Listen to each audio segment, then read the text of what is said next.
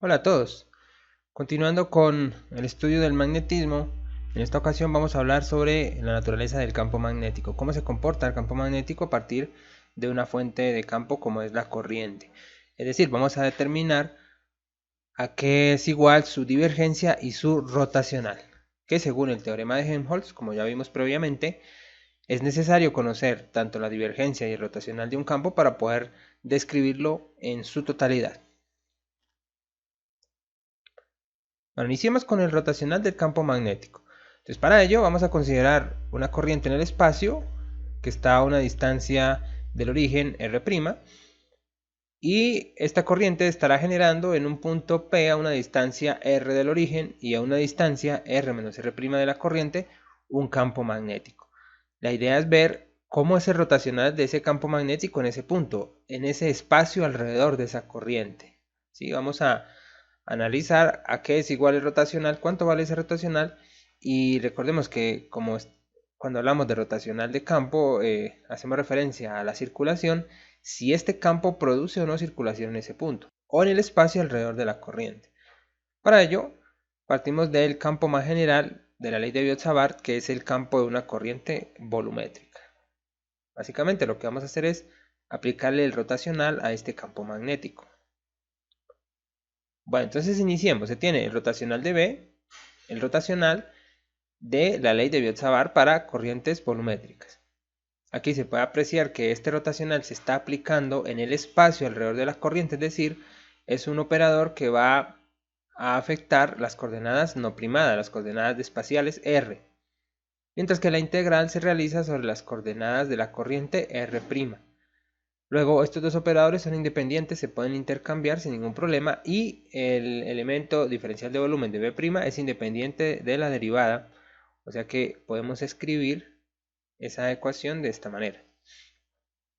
Ahora, para resolver este producto que está aquí en esa integral, hay que tener en cuenta que lo que hay aquí es un producto cruz entre dos vectores. Un vector va a ser la densidad de corriente y el otro vector va a ser este vector unitario sobre esta distancia al cuadrado. Entonces, para ello se utiliza la identidad vectorial del rotacional de un producto cruz, ¿bien? Que es igual a esta expresión para un vector A y un vector B cualquiera. En este caso, el vector A va a ser la densidad de corriente volumétrica, mientras que el vector B va a ser el vector unitario sobre esta distancia al cuadrado. Como les decía, A va a ser la corriente, B va a ser el vector radial, aquí está, rotacional del producto cruz de esos dos vectores, y eso va a ser igual al vector B punto el operador. El vector B es esta parte de aquí, el vector R unitario sobre la distancia al cuadrado, punto el operador. Y eso va multiplicado por el vector A, que viene siendo la corriente, más. Ahora, el vector A, que viene siendo la corriente, nuevamente, por la divergencia del vector B, que en este caso es lo que relaciona al radio, menos el producto punto entre A y el operador, o sea, la corriente y el operador, y eso va multiplicado por el vector radial,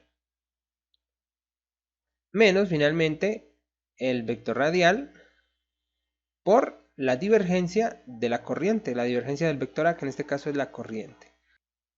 Esa sería entonces la identidad aplicada en este caso, o el rotacional de este producto cruz. Bueno, lo que hay que tener en cuenta aquí es que J, la densidad de corriente volumétrica, depende de las coordenadas primadas, no de las coordenadas no primadas. Luego, cuando el operador aplique sobre J, se deriva a J en términos de las coordenadas no primadas, y como J no es una función de estas coordenadas, esas derivadas van a ser nulas. Es decir, este primer término que está aquí, donde el operador aplica sobre J, es nulo. Y el último término, donde se aplica al operador la divergencia sobre J, también es nulo. ¿Listo? Entonces, este rotacional quedará en términos solamente de estos dos factores que están aquí. El paso siguiente es llevar este rotacional en términos de estos dos factores a la integral. Luego, el rotacional del campo magnético queda escrito de esta manera. Aquí se puede apreciar el primer término del rotacional menos el segundo término de ese rotacional. Todo eso por dB' y la integral de esos términos. Esta integral se puede separar en dos integrales. Y esta operación que está aquí interna, la divergencia de R unitario sobre R menos R' cuadrado, es un cálculo que ya se ha hecho previamente esa divergencia vale 4pi la función delta Dirac a la 3 de R menos R'. Entonces esa divergencia puede ser sustituida aquí en esta primera integral, queda escrita de esta forma. Para esa segunda integral se puede utilizar una identidad vectorial nuevamente, el gradiente del producto punto entre dos vectores. En este caso, entonces, el vector A va a ser nuevamente la corriente y el vector B va a ser nuevamente R unitario sobre la distancia al cuadrado. R menos R' al cuadrado. El gradiente del producto punto entre J y este vector unitario sobre R menos R' al cuadrado va a ser igual. Según la identidad, vector A, que viene siendo la corriente, cruz el operador, cruz el vector B, que sería R unitario, R menos R' cuadrado. Bien, más B cruz el rotacional de A, más el vector R unitario sobre R menos R' cuadrado, cruz el rotacional de A, que viene siendo la corriente, J, o sea, el rotacional de la corriente, más A punto el operador, la corriente punto del operador, eso multiplicado por el vector B, que sería R sobre R menos R' cuadrado.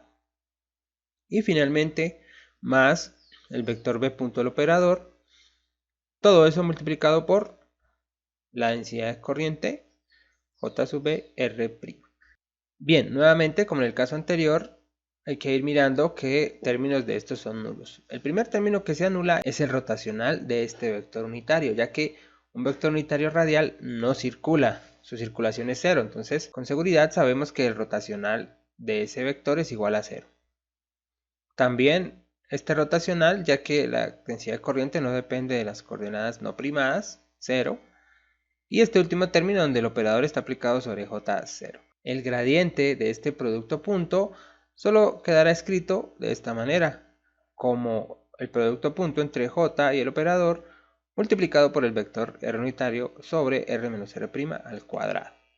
Entonces llevamos eso a la integral original. Aquí está J sub B R' punto el operador por el vector R unitario sobre R menos R' cuadrado, que esto es igual, según lo que vimos previamente, al gradiente del producto punto entre los dos vectores. Entonces la integral nos queda de esta manera. A esta segunda integral se le puede aplicar el teorema de la divergencia. No directamente, porque aquí no es una divergencia, lo que se tiene ahí es un gradiente, pero se puede hacer una deducción ahí pequeña para poder llevar esta integral a una divergencia y poder aplicar el teorema de la divergencia. Bueno, eso se hace, queda escrita en términos de la divergencia. El teorema de la divergencia permite pasar una integral de volumen a una integral de superficie, donde esta superficie rodea este volumen. Bien, la superficie de S' rodea el volumen de B'. Ahora, esta segunda integral, ya que la corriente es volumétrica, esta corriente tiene valor dentro del volumen B', más no sobre la superficie. Si hubiese corriente en la superficie, estaríamos hablando de J sub S. Entonces J sub B vale 0 para esta superficie, luego esta integral debe ser igual a 0. Y finalmente entonces el rotacional queda en función de la primera integral. Ahora, para resolver esta última integral, se aplican las propiedades de la función delta. En este caso, que la integral de f de x por delta de x menos a por dx va a ser igual a la función que se está integrando evaluada en el corrimiento de la función delta, en este caso a. Si se compara esa identidad con el rotacional del campo magnético, se puede notar que en este caso la variable sería R', ya que la integral se está haciendo con respecto a las coordenadas primadas, mientras que R haría las veces de A en la función delta. Y la función a integrar sería la densidad de corriente J sub B de R'. Entonces el resultado de esta integral sería evaluar a J sub B en R, no en R'. Se puede escribir el rotacional de B como μ sub 0 J sub B en función de R. Ese es el resultado del rotacional de B. Esto es lo que se conoce como la ley de Ampère. A partir de esta deducción se puede concluir lo siguiente. El campo magnético es un campo magnético que produce circulación y él circula alrededor de su fuente. La fuente del campo magnético es la corriente y el campo magnético está circulando alrededor de esa fuente. Ahora, si se realiza una integral a ambos lados de esa expresión con respecto a una superficie, esta superficie es la superficie que encierra la circulación del campo magnético. Luego, esta superficie es la superficie que está atravesando la corriente volumétrica. Se aplica el teorema de Stokes en la primera integral y ya se sabe que la segunda integral, la integral de la densidad de corriente volumétrica por ds, es la corriente eléctrica. Entonces la primera integral queda integral cerrada de b.dl y la segunda integral queda μ0 por la corriente. Hay que tener claro lo que se está haciendo aquí. Esta primera integral, integral de b.dl, se conoce como circulación magnética. Es la magnitud del campo magnético que circula alrededor de una trayectoria, en este caso una trayectoria cerrada.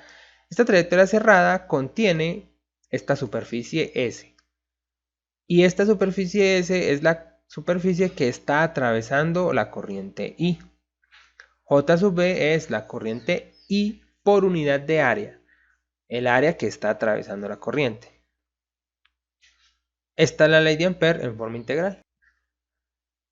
Para comprender mejor la relación entre el área y la trayectoria cerrada, recordemos el caso de un toroide. Un toroide es una superficie anular que está rodeada por un embobinado. A través de este embobinado se hace pasar corriente y el campo magnético queda confinado a la región anular, al corazón del toroide. En ese caso se construye una trayectoria cerrada por la cual está circulando el campo magnético. Bien, el campo magnético es señalado por esta línea verde, por esta circunferencia verde. Ahí está confinado el campo dentro del toroide. Se introduce entonces una trayectoria cerrada, que es esta otra línea, a lo largo de la cual el campo magnético circula. Esa es la trayectoria cerrada en consideración en esta integral. Bien, esa trayectoria se conoce como trayectoria de Ampère. Es una trayectoria imaginaria en la cual analizamos el valor de la circulación magnética. Y esa trayectoria cerrada está encerrando una superficie, en este caso es esta membrana de color azul. Ese es el área que se considera en esta integral de rotacional de B y de la corriente J sub B. Como se puede apreciar en la animación, la corriente en el embobinado está atravesando el área S. Y la relación entre esas tres magnitudes, trayectoria cerrada, superficie atravesada por la corriente y el campo magnético, son expresadas en la ley de Ampère de forma integral. Entonces, la ley de Ampère establece que la circulación magnética para una trayectoria cerrada es totalmente independiente de la trayectoria y solo depende de cuánta corriente esté encadenada a la trayectoria, es decir, de cuánta corriente está atravesando la superficie contenida por la trayectoria cerrada. Esta ecuación es muy útil para calcular el campo magnético de algunos sistemas simétricos, como el caso del toroide, el caso del solenoide, de un filamento infinito. También se puede aplicar para una lámina muy grande, en fin. Es algo similar al uso de la ley de Gauss en el caso del campo eléctrico, donde se aplicaba para sistemas simétricos. Cálculo de campos eléctricos para sistemas simétricos. En este caso, cálculo de campos magnéticos en sistemas simétricos. Las condiciones acá son similares a las condiciones de la ley de Gauss. La trayectoria para la circulación magnética debe ser cerrada. El campo magnético debe ser paralelo al elemento de trayectoria, dl. Y el campo magnético debe ser constante sobre toda la trayectoria para que pueda resolverse esta integral y al final poderse despejar el campo magnético. Todo este problema radica simplemente en mirar cuánta corriente hay contenida, hay encadenada a la trayectoria cerrada, cuánta corriente está atravesando la superficie contenida por esta trayectoria.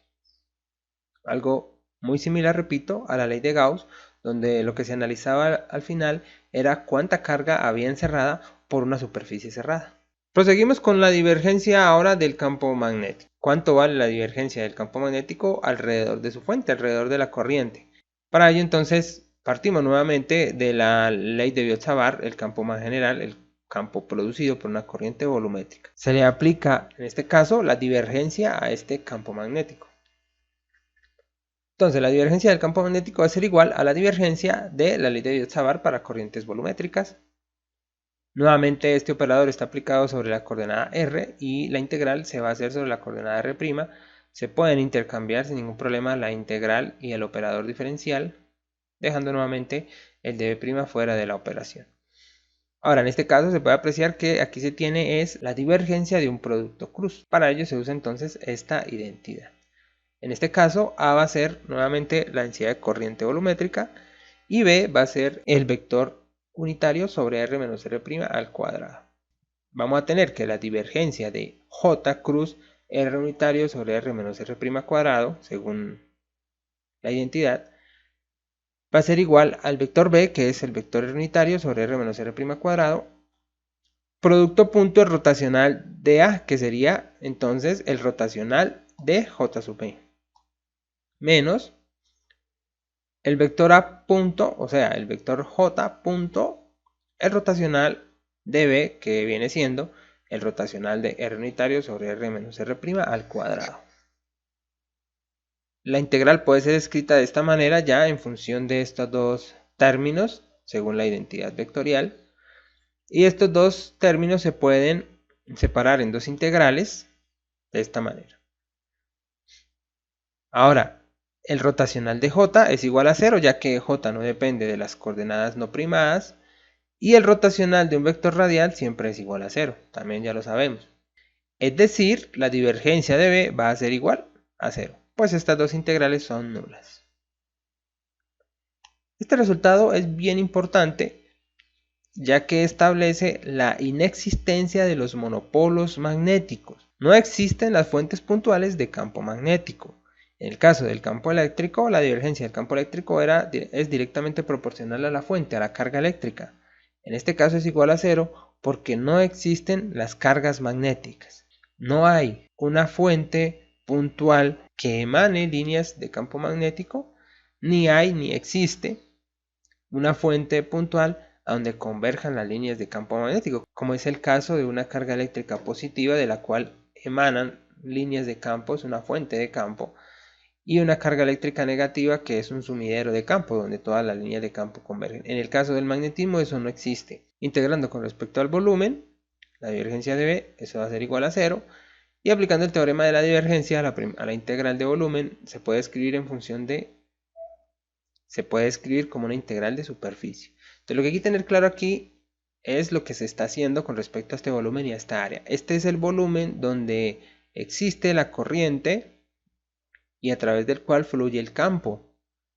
Y esta es la superficie que rodea ese volumen, es decir, esta superficie contiene la fuente del campo en su interior. Bien, y la integral del producto punto entre B y el elemento de superficie básicamente es el flujo magnético que se está produciendo a través de esa superficie cerrada. Y como podemos ver, ese flujo es igual a 0.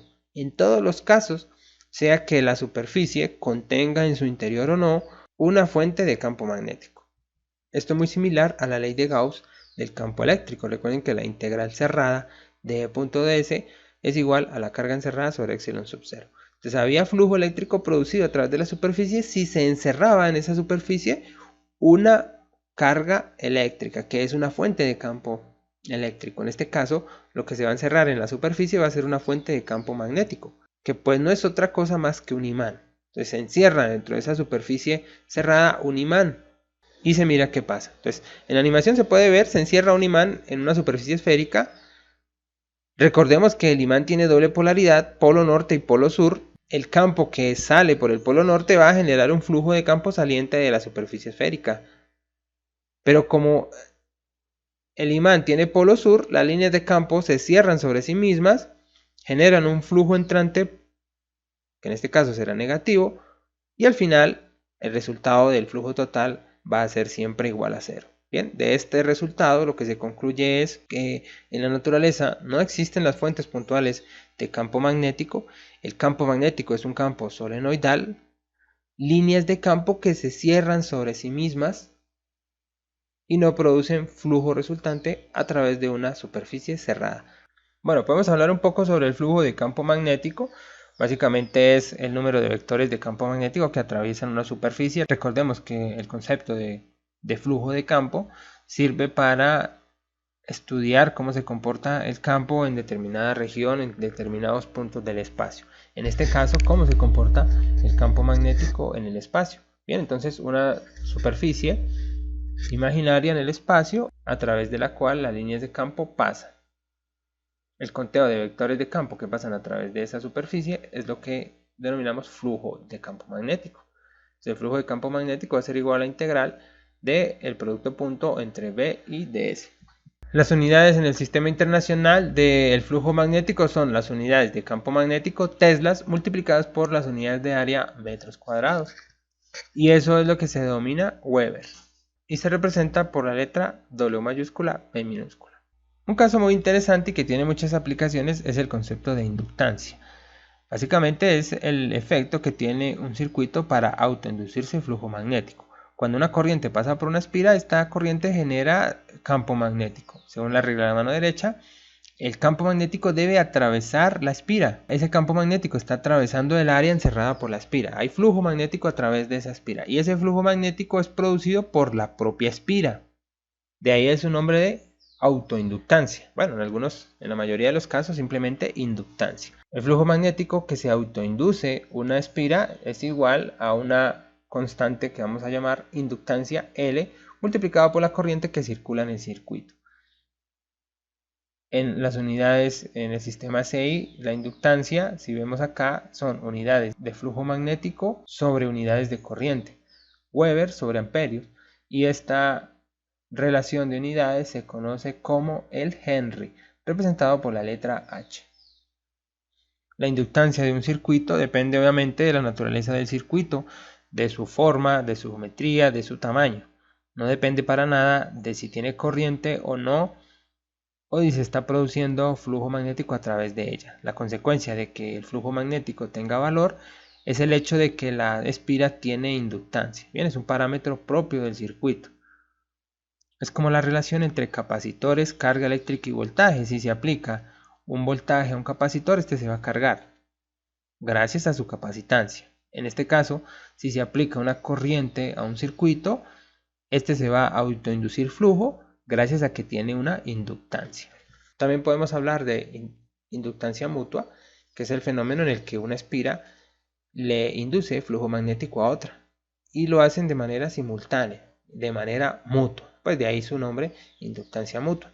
Entonces, como podemos apreciar en la animación, si se hace pasar corriente por una espira, esta va a generar campo magnético que pasa a través de la otra, induciendo de esta manera flujo magnético en la segunda.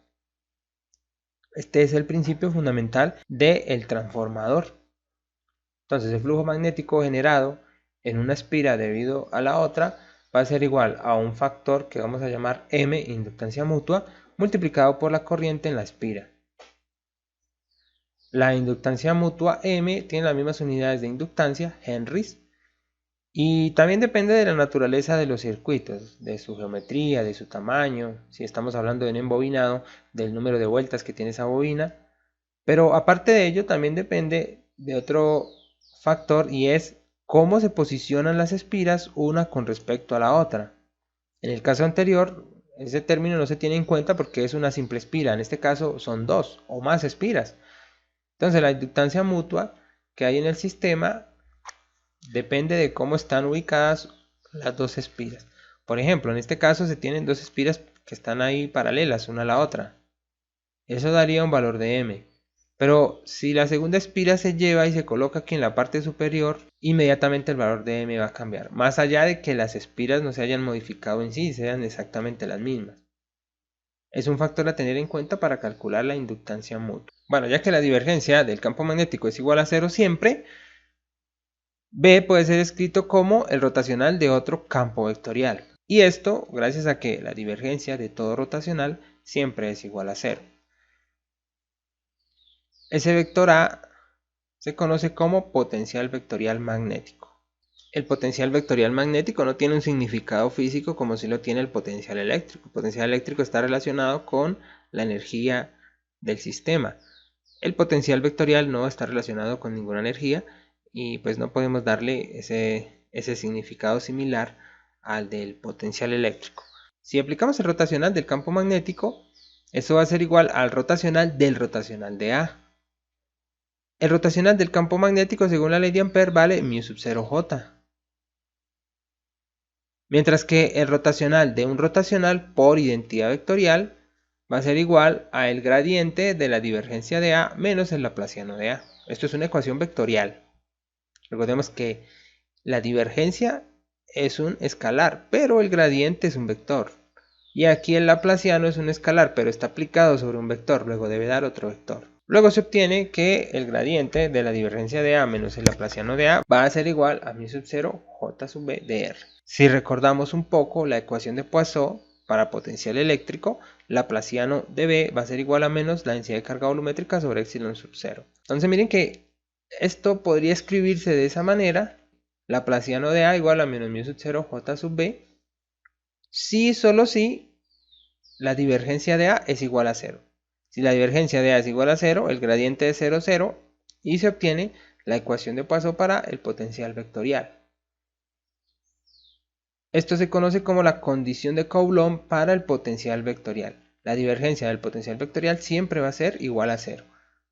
Tiene sentido en cuanto a cómo se comporta también el campo magnético, ya que A está relacionado con B. Es una condición que se utiliza para simplificar las ecuaciones, pero que obedece la naturaleza de estos campos, ya que estas dos ecuaciones, la ecuación de Poisson para el potencial eléctrico y la ecuación de Poisson para el potencial vectorial, tienen la misma forma, exactamente la misma forma, solo que pues esta es vectorial, se deben solucionar de la misma manera. ¿Sí? Entonces las soluciones del potencial eléctrico sirven para calcular el potencial vectorial. La solución de la ecuación de Poisson para el potencial eléctrico es de la forma 1 sobre 4 pi epsilon sub 0, la integral de dq sobre r menos r'. Luego esta ecuación se puede utilizar para definir el potencial vectorial. Aquí quedaría en términos de la carga eléctrica. Luego el potencial vectorial va a quedar en términos de la corriente. μ⁴ sobre 4pi, la integral de la corriente de L' sobre R menos R'. Una solución también para la densidad de carga superficial de la ecuación de Poisson aplica de esta manera. Densidad de carga superficial por ds'. Entonces se puede definir el potencial vectorial para una corriente superficial simplemente sustituyendo aquí en vez de epsilon sub 0 a μ⁴ y aquí la densidad de corriente superficial. También existe la solución de la ecuación de Poisson de potencial eléctrico en términos de la densidad de carga volumétrica. Luego se puede obtener el potencial vectorial para la densidad de corriente volumétrica. 1 sobre epsilon sub 0 pasa a ser μ⁴, y de esta manera se puede determinar el potencial vectorial generado por una corriente lineal, por una corriente superficial y por una corriente volumétrica. Bueno, a partir de la naturaleza del campo magnético se establecen los postulados de la electromagnetostática. Básicamente, las ecuaciones que fundamentan toda la interacción electrostática y la interacción magnetostática, en función de la divergencia y el rotacional de los campos eléctrico y magnético. Entonces, para el campo eléctrico lo que se tiene es la ley de Gauss, divergencia de E igual a la densidad de carga volumétrica sobre epsilon sub 0, de forma integral cerrada de E.ds igual a 1 sobre epsilon sub 0, la integral de ρ sub b por dB. Esta expresión describe la naturaleza del campo eléctrico. El campo eléctrico es generado por una fuente de carga puntual. Si la carga es positiva, el campo eléctrico emana de la fuente radialmente. Si la carga es negativa, el campo eléctrico converge a la fuente. Es un sumidero de líneas de campo eléctrico. El rotacional del campo eléctrico es igual a 0, lo que implica que la integral cerrada de trayectoria del campo eléctrico es igual a 0. A partir de esta relación, se establece que el campo eléctrico es un campo irrotacional y el sistema eléctrico es un sistema conservativo.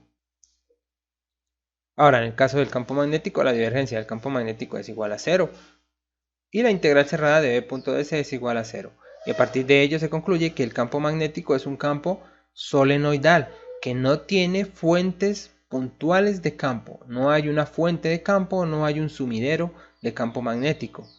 El campo magnético siempre es generado por imanes que tienen polo norte y polo sur, y las líneas de campo magnético se cierran sobre sí mismas. El rotacional de B es igual a μ⁴j, la ley de Ampère, establece que el campo magnético es generado por una corriente, no una fuente puntual, y que el campo magnético circula dicha corriente. La integral de circulación magnética. Estas cuatro expresiones, divergencia de E, rotacional de E, divergencia de B y rotacional de B, describen toda la interacción electrostática y magnetostática, campos eléctricos y magnéticos independientes del tiempo. Eso era todo lo que les traía en cuanto a la naturaleza del campo magnético, y al final lo hemos complementado con el campo eléctrico. Lo que acabamos de ver fueron los postulados de la electrostática y los postulados de la magnetostática. Espero que este video haya sido de su agrado, que haya quedado claro este tema. Los invito a que profundicen un poco más al respecto. Mientras tanto, pues me despido y nos veremos en una próxima ocasión.